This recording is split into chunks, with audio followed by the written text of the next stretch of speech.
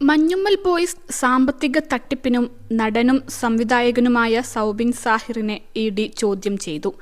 കഴിഞ്ഞ ദിവസമായിരുന്നു ചോദ്യം ചെയ്യൽ. വരും ദിവസങ്ങളിലും ചോദ്യം ചെയ്യൽ തുടരും. അതീവ ഗൗരവ ആരോപണമാണ് ഇഡി അന്വേഷിക്കുന്നത്.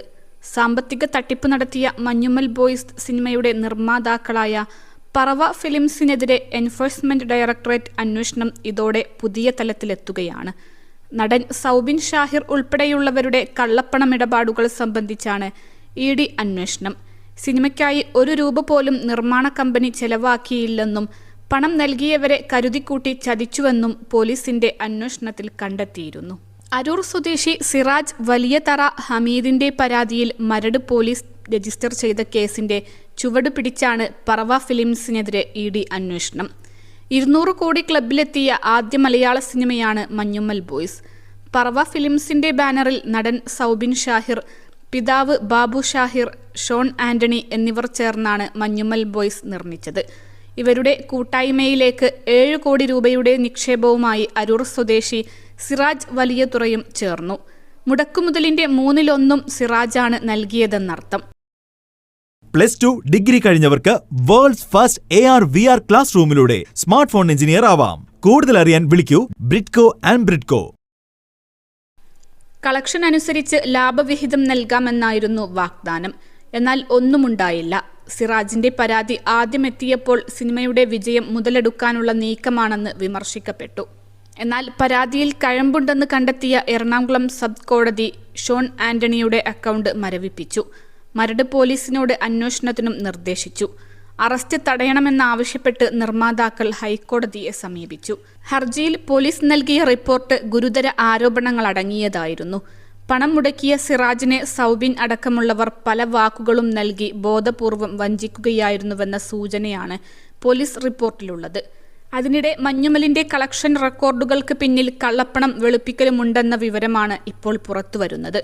തമിഴ്നാട്ടിൽ നിന്ന് വന്ന തുകയുടെ ഒരു ഭാഗം കള്ളപ്പണമാണെന്നാണ് ഇഡിക്ക് ലഭിച്ച വിവരം.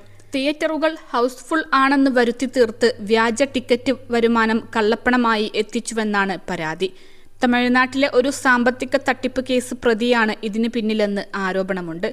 ഈ സാഹചര്യത്തിലാണ് സൗബിനെതിരായ ഇഡി അന്വേഷണം.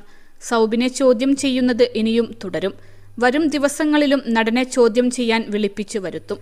കള്ളപ്പണം പറവ ഫിലിംസിന്റെ അടുത്ത നിർമ്മാണ സംരംഭങ്ങൾക്ക് വിനിയോഗിക്കാനാണ് ലക്ഷ്യമിട്ടിരുന്നത് എന്നാണ് ആരോപണം. അന്വേഷണത്തിന്റെ ഭാഗമായി ഇഡി കഴിഞ്ഞ ദിവസം പറവയുടെ കൊച്ചി ഓഫീസിൽ റെയ്ഡ് നടത്തിയിരുന്നു. ഷോൺ ആന്റണിയിൽ നിന്ന് 2 തവണ മൊഴിയെടുക്കുകയും ചെയ്തു. സൗബിനെയും ചോദ്യം ചെയ്തു. ഇതോടെ നിർമ്മാതാക്കൾക്കെതിരെ കേസിനു പുറമെ കേസെന്ന സ്ഥിതിയായി. മഞ്ഞുമ്മൽ ബോയ്സ് വഞ്ചനാ കേസിന്റെ പശ്ചാത്തലത്തിൽ സമാനമായ പല ആക്ഷേപങ്ങളും സിനിമാ രംഗത്ത് ചർച്ചയാണ്. സിനിമയുടെ നിർമ്മാതാക്കളായ ഷോൺ ആന്റണി, സൗബിൻ ഷാഹിർ, ബാബു ഷാഹിർ എന്നിവരാണ് പോലീസ് കേസിലെ പ്രതികൾ. പാൻ ഇന്ത്യൻ ഹിറ്റായ പടം 300 കോടിയിലേറെയാണ് വാരിക്കൂട്ടിയത്. ചില്ലിക്കാശ് മുടക്കാതെയായിരുന്നു പറവ ഫിലിംസിന്റെ ലാഭക്കൊയ്ത്ത്. പറവ ഫിലിംസിന്റെ ആക്സിസ് ബാങ്ക് അക്കൗണ്ട് വഴി വിവിധ വ്യക്തികളിൽ നിന്നായി 28 കോടി 35 ലക്ഷം രൂപയാണ് സൗബിനും കൂട്ടരും വാങ്ങിയിട്ടുള്ളത്. സിനിമയ്ക്കായി ₹1 പോലും നിർമ്മാതാക്കൾ മുടക്കിയിട്ടില്ല. GST അടക്കം 18 കോടി 65 ലക്ഷം രൂപ സിനിമയ്ക്ക് ചെലവായി. ഇതിന്റെ 20 ഇരട്ടിയാണ് നിർമ്മാതാക്കളുടെ അക്കൗണ്ടിലേക്ക് എത്തിയത്.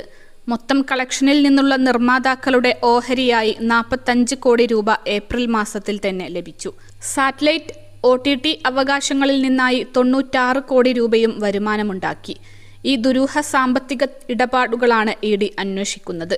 മലയാളത്തിലെ പല നിർമ്മാണ കമ്പനികളും നേരത്തെ തന്നെ ഇഡിയുടെയും ആദായ നികുതി വകുപ്പിന്റെയും നോട്ടപ്പുള്ളികളാണ്. കോടികളുടെ കള്ളപ്പണം വെളുപ്പിക്കൽ സിനിമാ മേഖലയുമായി ബന്ധപ്പെട്ട് നടക്കുന്നുണ്ടെന്നാണ് കണ്ടെത്തൽ.